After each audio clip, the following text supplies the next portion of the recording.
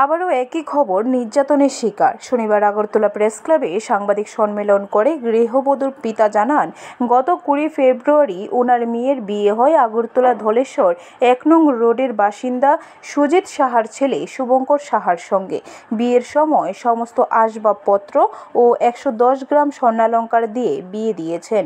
বিয়ের 1 সপ্তাহ পর থেকে ওনার মেয়ের উপর শারীরিক ও মানসিক নির্যাতন শুরু করে শ্বশুরবাড়ির লোকজন। শ্বশুর শাশুড়ি ননদ সহ সকলে মিলে অশ্লীল ভাষায় গালিগালাজ করে এবং 10 লক্ষাধিক টাকা নগদ দাবি করে গৃহবধূর পিতার কাছে। এই 10 লক্ষ টাকা শ্বশুরবাড়িতে দোকান তোলার করার জন্য দিতে দাবি করেন, কিন্তু এতে সম্মত না হওয়ায় গত 14ই মার্চ রং খেলার দিন শ্বশুর শাশুড়ি ও ননদ মিলে ঘরের দরজা জানালা বন্ধ করে রাখে গৃহবধূকে। তারপর দাবি করে গৃহবধূর পিতা যাতে প্লেট কিনে দেয় তাদের, কিন্তু তাতেও গৃহবধূর বাপের বাড়ির লোকজন রাজি না হওয়ায় গত 16 এপ্রিল সকালবেলা শ্বশুরবাড়ির লোকজনের নব গৃহবধূকে আবারও দরজা জানলা বন্ধ করে মারধর করে, এমনকি জুতো দিয়ে বেধড়ক মারধর করে স্বামী। শেষ পর্যন্ত বাধ্য হয়ে গৃহবধূ পুলিশের হেল্পলাইন নম্বরে ফোন করে, কিন্তু পুলিশের কাছ থেকে উত্তর পায়নি।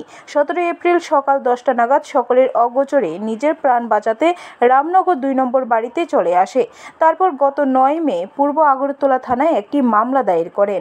তারপর পাল্টা মামলা করে গৃহবধূর শ্বশুরবাড়ির লোকজন।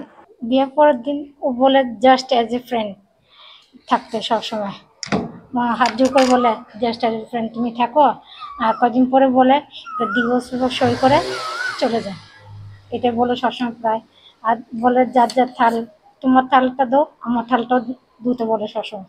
ফ্ল্যাট বানানোর জন্য ডিমান্ড চায়। এখন বিজনেস বন্ধ, দোকান বন্ধ করে বলো ফ্ল্যাট, সবাই বাড়ি বাড়ি গিয়ে শুধু বলে ফ্ল্যাটের কথা। ব্যুরো রিপোর্ট, খবর ত্রিপুরা।